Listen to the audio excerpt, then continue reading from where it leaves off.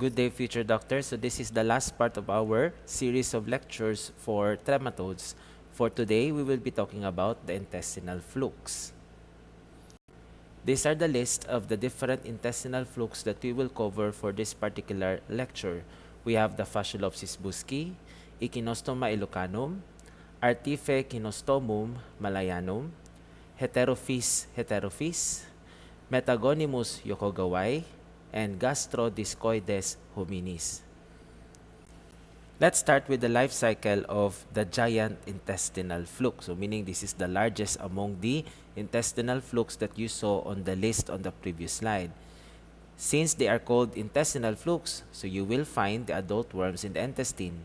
So the adult stage of Fasciolopsis busci is found in the small intestine.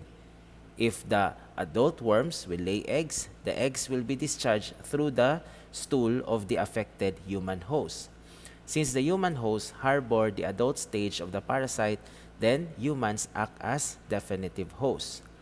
Please remember, all trematodes lay embryonated ova except for PEFF, and one of the letter F's in there is Fasciolopsis. So expect that what will be seen in the stool of the infected host or human host is the unembryonated ovum. So that is now our diagnostic stage. This egg has to stay for several days in the water before a miracidium will emerge from it.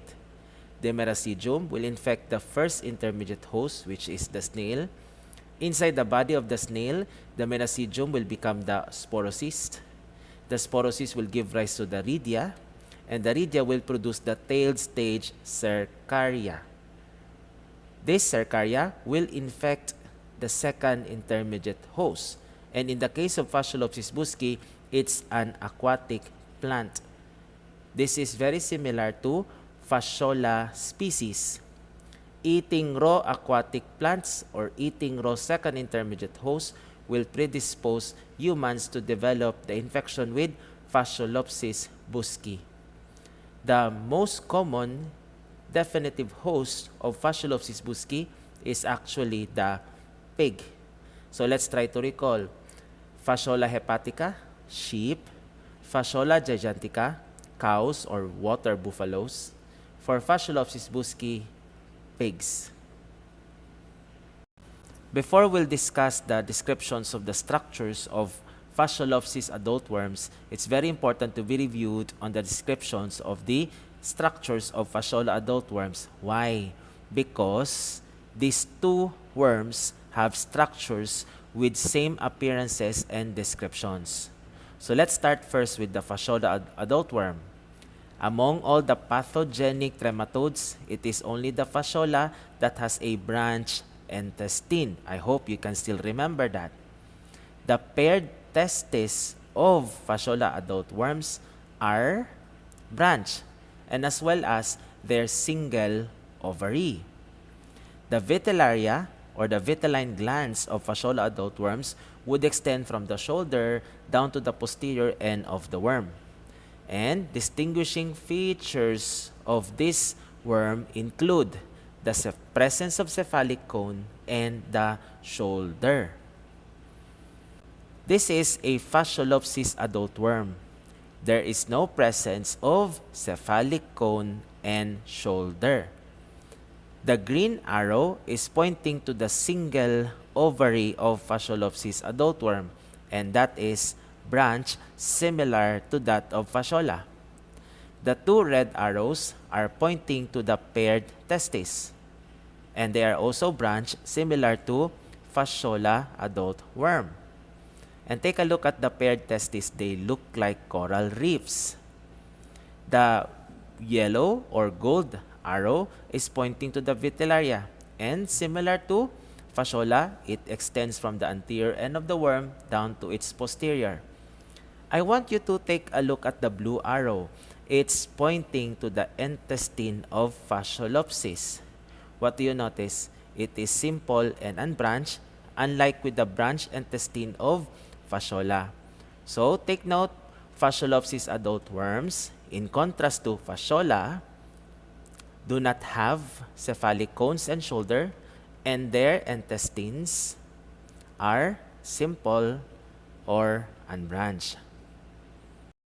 So these are now the descriptions of the different structures of fasciolopsis, and what will help us identify it from fasciola is the intestine and the absence of the cephalic cone and shoulder.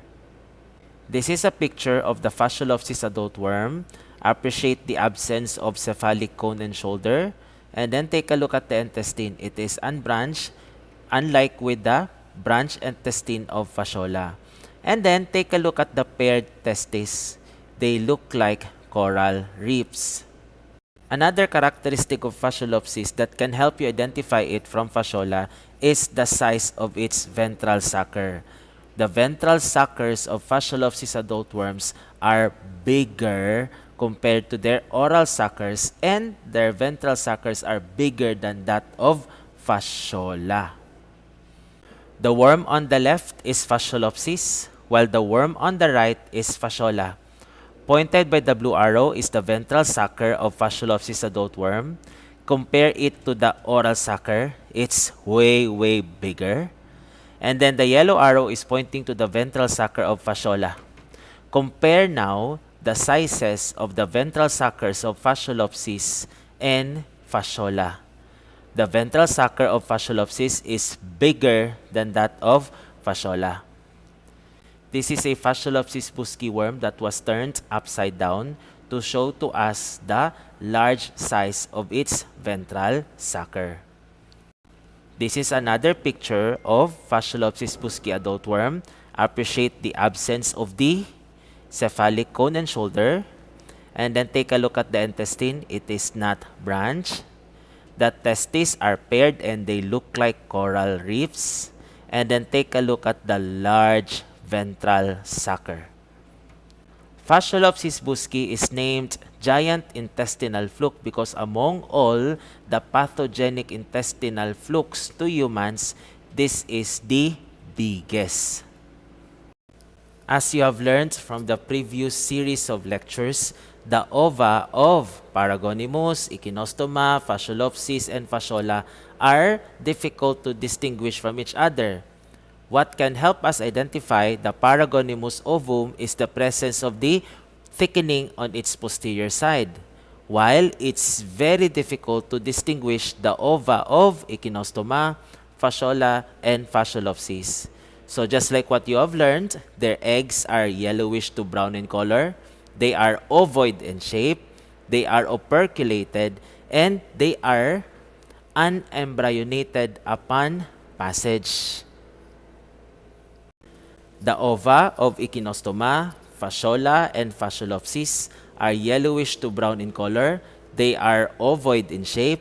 They are operculated and unembryonated upon passage. And it's very important to take note that there is no thickening at the posterior end of the ova because that is only seen in the ova of Paragonimus westermanni. In terms of the intermediate hosts, the first intermediate hosts of Fasciolopsis are snails, particularly those that belong to the Segmentina and Heputis species. The second intermediate hosts of Fasciolopsis busci are aquatic plants, particularly Trapa bicornis or water caltrops, Iliocaris tuberosa or water chestnuts. To add to the list, we have Ipomea obscura or obscure morning glory, and then we have the Nymphaea lotus or just simply lotus. So let's try to review the second intermediate host or the aquatic plant host of Fasciolopsis busci. We have the Nymphaea lotus, we have the Ipomea obscura, we have the Trapa bicornis, and the Iliocaris tuberosa. Eating raw second intermediate hosts or aquatic plants increases the risk to develop fascioliasis. These are pictures of the adult worms seen in the lumen of the small intestine. Adult worms can cause enteritis because they will use their oral and ventral suckers to attach to the wall of the intestine. That's why expect that there would be abdominal pain, The ventral suckers can cause ulcer formations leading to anemia, and there could also be accompanying nausea, vomiting, and diarrhea. And since these worms are the largest among the intestinal flukes, expect that in severe infections, there could be intestinal obstruction. This is just to show you guys how big the Fasciolopsis adult worm is. That's why it can really cause intestinal obstruction. Aside from causing the enteritis or the inflammation, the ulcer formation, the nausea, the vomiting, the diarrhea, and most likely intestinal obstruction, this worm can also compete with the human host for nutrients, thus leading to malnutrition. There is already a reported case of vitamin B12 deficiency accompanying fascioliasis.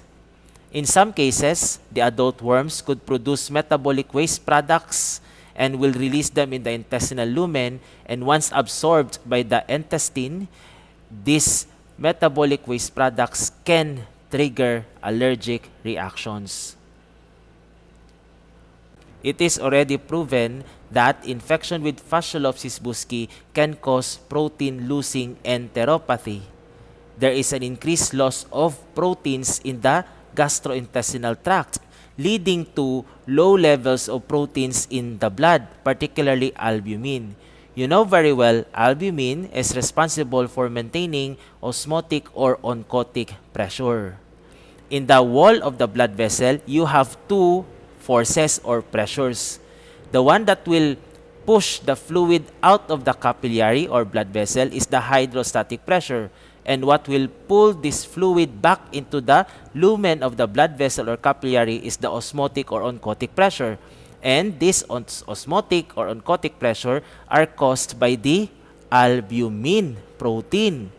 Now, in the case of fascioliasis, there is that decreased level of albumin in the blood. Thus, there is a reduction in the osmotic or oncotic pressure, leading to an unopposed hydrostatic pressure.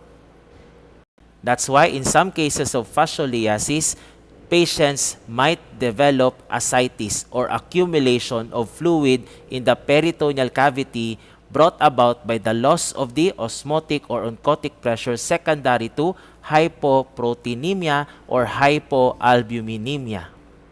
So how should we treat infection with Fasciolopsis buschii? We can give the patient praziquantel. How to prevent possible cases of fascioliasis? Number one, the time between the harvest of the plant and the consumption of the plant should be prolonged to prevent the infection, because dryness of the plant can cause the death of the metacercaria. So it's very important that if you want to eat an aquatic plant, do not soak it in water, because dryness can cause the metacercaria to die. If you cannot wait for you to eat the aquatic plant, then you can do the washing. Or you have to properly cook it by boiling it. Another strategy could be proper human and pig waste disposal, because you know very well that the most common host of Fasciolopsis buschii is the pig. Let's discuss the second intestinal fluke, and that is Echinostoma elocanum. The adult stage of this parasite is seen in the small intestine of the human host. And since the human host harbor the adult stage, human hosts act as definitive hosts. Please be reminded that all parasitic trematodes to humans lay embryonated ova except for PEFF, and the letter E there refers to Echinostoma elocanum. So expect that what will be seen in the stool sample of the infected human host is the embryonated ovum. And this ovum has to stay in the fresh water for quite some time before it will release the ciliated stage, which is the meracidium. The meracidium will infect the first intermediate host, which is a snail. And inside the body of the snail, the meracidium will become the sporocyst. The sporocyst will produce the rhidia, and the rhidia will produce or release the tail stage, which is the cercaria. Take a look at the cercaria of Echinostoma elocanum. Based on its appearance, it is classified as what? Yes, Lophocercus, because it has a long tail. I forgot to mention a while ago that the cercaria of Fasciolopsis busci is also Lophocercus. Now, let's try to identify the second intermediate host of Echinostoma elocanum. Drum roll, please. The second intermediate host is another snail. So, what will put a person at risk to develop infection with Echinostoma elocanum is eating raw snails. Eating raw snails predispose a person to develop the infection with Echinostoma elocanum. Before I will describe the Echinostoma adult worm, it's important to be reviewed on the descriptions of the Ophistorchis and Clonorchis adult worms. For you to identify them from the other trematodes, you have to check their vitellaria. Their vitellaria are found within the middle two-thirds of their bodies. And for you to identify the Ophistorchis from Clonorchis adult worm, you have to look at their testes. The testis of Ophistorchis is lobed or lobulated, while the testis of Clonorchis are branched or dendritic. Take a look at Ophistorchis. It is a slender-looking worm. This is how the Echinostoma adult worm will look like. It is also as slender as Ophistorchis. So it's important for you to remember that when you see a slender-looking worm, you check the vitellaria. Because if the vitellaria is only within the middle two-thirds of the body, then you go for identifying it as Ophistorchis or maybe Clonorchis, depending on the description of the paired testis. But if you see that the vitellaria is extending from the anterior part of the worm down to its posterior portion, then you may be looking at the Echinostoma adult worm. Okay? So the vitellaria is extending from the anterior end to the posterior end in Echinostoma adult worm. The red arrow is pointing to one of the testes. And as you can see, the testis of Echinostoma is lobulated, while the green arrow is pointing to its single rounded ovary. Although the intestine is not appreciated in the picture, but you can always assume that the intestine of this worm is simple or unbranched because it is only fasciola that has a branched intestine. The picture of this Echinostoma adult worm is showing you the unbranched intestine, that paired testes are lobed, and then take a look at the single round ovary. You can also see that the vitellaria is extending from the anterior down to the posterior portion of the worm. One distinguishing feature of the Echinostoma adult worm is the presence of rows of spines around their oral sucker, and we refer to that as the circumoral disc. The common name for Echinostoma adult worm is Garrison's fluke.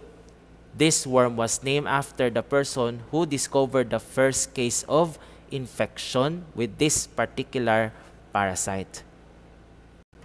Pointed by the red arrow is the circumoral disc that surrounds the oral sucker of the adult worm. And this circumoral disc will help you identify Echinostoma from the other parasitic trematodes. Take note that this circumoral disc functions for attachment because it contains 49 to 51 rows of spines. Again, 49 to 51 rows of spines.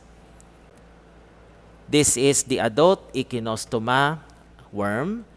And then, please take a look at the circumoral disc surrounding its oral sucker. And this is another picture of the circumoral disc of Echinostoma adult worm.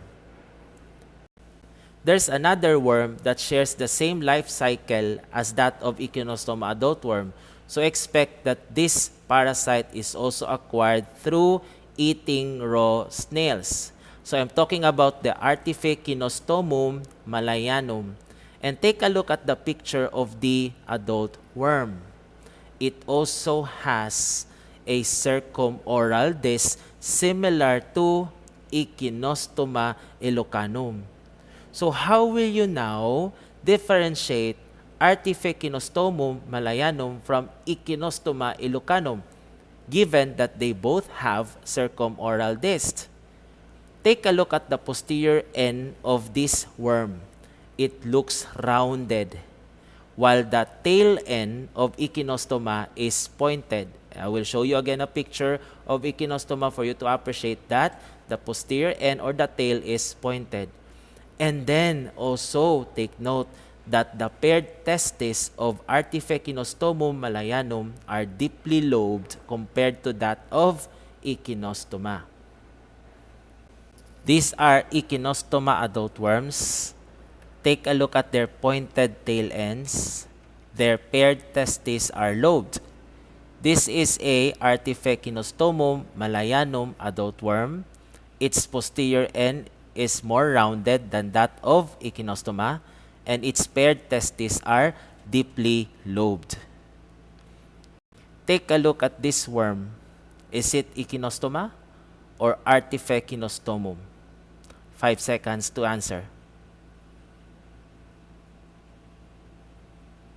Yes, it's Echinostoma elocanum because it has a pointed tail and its paired testes are not deeply lobed. For the next 3 slides, I will be giving you 5 seconds to memorize the scientific names of the intermediate hosts of Echinostoma and even that of Artifekinostomum. Please remember that both their first and second intermediate hosts are snails. Listed on this PowerPoint slide are the first snail host or first intermediate snail host of Echinostoma elocanum. 5 seconds to memorize.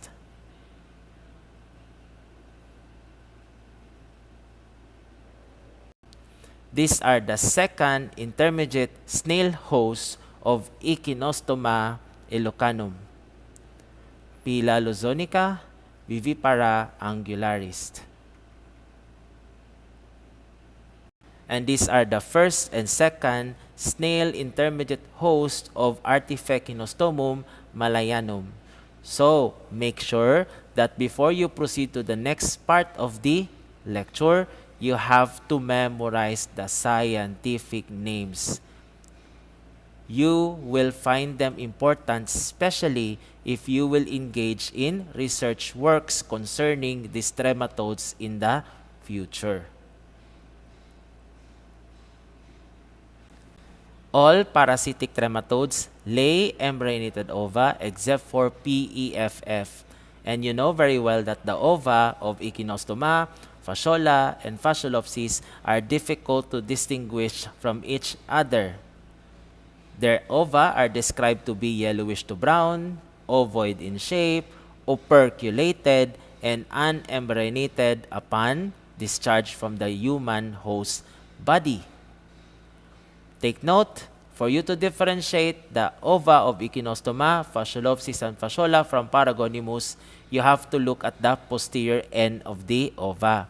If there is no thickening at the posterior end, then most likely you're looking at the ova of Echinostoma, Fasciolopsis, or Fasciola.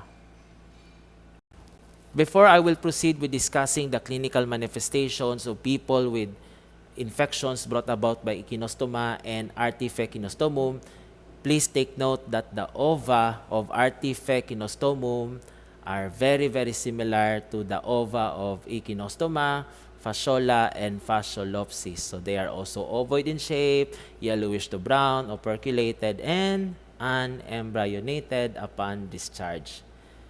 Now, majority of people infected with Echinostoma and Artifekinostomum are asymptomatic. Should they become symptomatic, they will complain of what? Abdominal pain, diarrhea.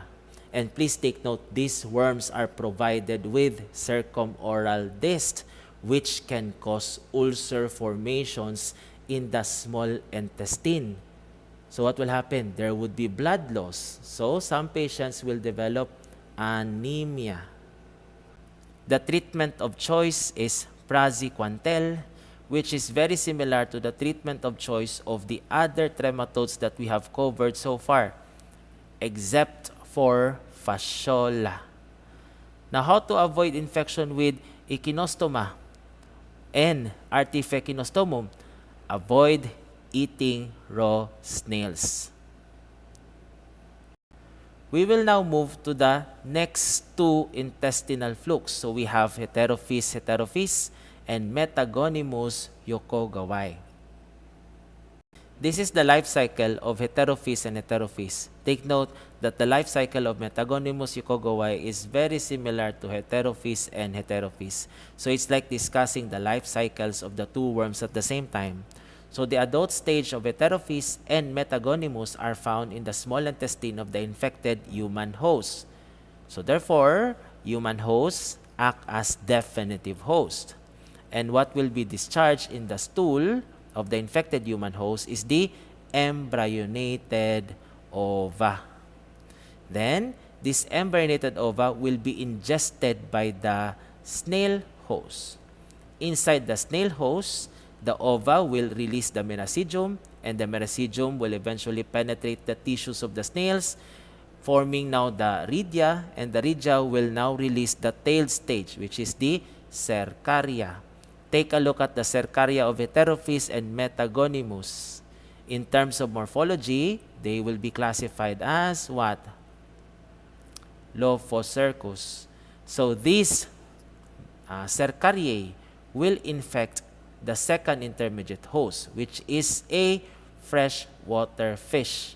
In the freshwater fish, they will become the metacercaria.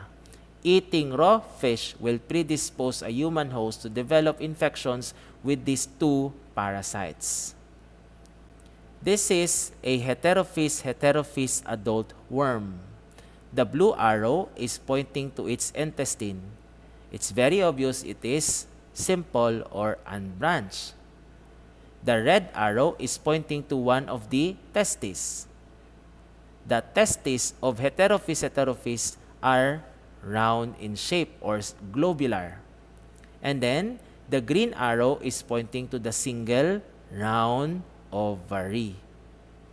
Take a look at the brown arrow. It's pointing to the vitellaria. The vitellaria of these worms is very small in terms of quantity, and they are just found near the ovary. Again, the intestine of heterophys is unbranched. The structures labeled with letter T are the paired testes, and they are round or globular. In front of the testes, you have there the single round ovary. The brown-colored structure covering the testes and the ovary is the uterus. So, the vitellaria is not shown in the picture. Then, the structure labeled as OS is oral sucker. VS is ventral sucker. And I hope you can remember from the introduction to trematodes, we mentioned that heterophys adult worms are provided with a third sucker, and that is the genital sucker, the one labeled with GS in the picture. Green arrow is pointing to the single round ovary. The red arrow is pointing to one of the paired testes. So they are round in shape. The first intermediate host of heterophys is a snail, particularly Pyrenella conica, and it's easy to memorize because the shells of these snails look like that of a cone. While the second intermediate hosts are freshwater fishes, particularly the bolty and the bowery fish. The second intermediate hosts of heterophys are the bowery fish, left photo, and bolty fish, right photo. The bolty fish is popular to Filipinos as tilapia. The diagnostic stage of heterophys is its embryonated ovum. Since it is already embryonated, you should expect to find miracidium inside it. And it's very obvious in the picture that there's a miracidium inside that ovum. Now, the ovum is ovoid in shape, it is brown in color, and it has that thickened portion in the shell where the operculum is fitted onto. So, this ovum looks like that of Clonorchis and Ophistorchis. What will help you distinguish the ovum of Heterophis from the other two worms is the absence of the posterior knob or posterior protuberance. So take a look at the ova of Clonorchis and Ophistorchis. They have that thickened portion in the egg that is called the shoulder, and that is where the operculum is fitted onto, and they have that characteristic posterior protuberance or knob. These are the ova of Heterophis heterophis. Please take note of the thickening at the certain portion of the eggshell where the operculum is situated. And then, you don't have there the presence of the posterior knob or posterior protuberance. Some patients with heterophiasis are asymptomatic. Should they become symptomatic, expect that the worm could create a lot of areas of inflammation because they have 3 suckers, and these suckers are provided with spines. That's why patients would complain of abdominal pain. They would have episodes of mucoid diarrhea. Mucoid because the organism can irritate the wall of the intestine, and the intestine will produce a lot of mucus. In some cases, the adult worms may burrow themselves in the intestinal wall. And you know what will happen? These worms can gain entrance into the vascular and lymphatic system. Some worms might die, and the degenerating worms will release the eggs, and these eggs will also enter the vascular and lymphatic system, and they will now be brought to the other parts of our body, particularly the heart, the brain, and the spinal cord. So aside from Paragonimus, Schistosoma, and Fasciola, we also have other organs involved in the infection with Heterophis heterophis, and as well as Metagonimus yokogawai. There are already reported cases of Filipinos who died of heart failure and intracellular hemorrhage because of the presence of the eggs and adult stages of Heterophis heterophis. Let's now move to Metagonimus yokogawai. Again, this has almost the same life cycle as that of Heterophis heterophis. So you can also acquire this by eating raw freshwater fishes. Just like in the case of Echinostoma, this worm is found in our small intestine. Human infection by Heterophis heterophis is common in Asia, Egypt, and Hawaii, while infections with Metagonimus yokogawai are very high in Far East, Spain, and the Balkan countries. The adult stages of Heterophis and Metagonimus almost look the same. So we need to look for structures that can help us identify one from the other. Worm A is Heterophis, worm B is Metagonimus. I want you to take a look at the acetabula or suckers of worm A or Heterophis. You have there the oral sucker, you have there the ventral sucker, and unique to it is the presence of a third sucker, and that's the genital sucker or the gonotile. The gonotile functions to release the eggs from the uterus of the worm. And then I want you to take a look at worm B or Metagonimus. You don't have there the third sucker or the genital sucker or the gonotile. So, if that's the case, what will now act as the organ that will release the ova of Metagonimus? The ventral sucker of Metagonimus will act as the organ for attachment and at the same time the organ responsible for the release of ova. Now take a look at the positions of the ventral suckers of Heterophyes and Metagonimus. It's very obvious that the ventral sucker of Heterophyes is situated in its middle portion, while the ventral sucker of Metagonimus adult worm is displaced laterally. Take a look at this worm and we'll try to identify whether it is Heterophyes or Metagonimus. This is its ventral sucker and this is its genital sucker. So most likely this is Heterophyes, Heterophyes. How about this worm?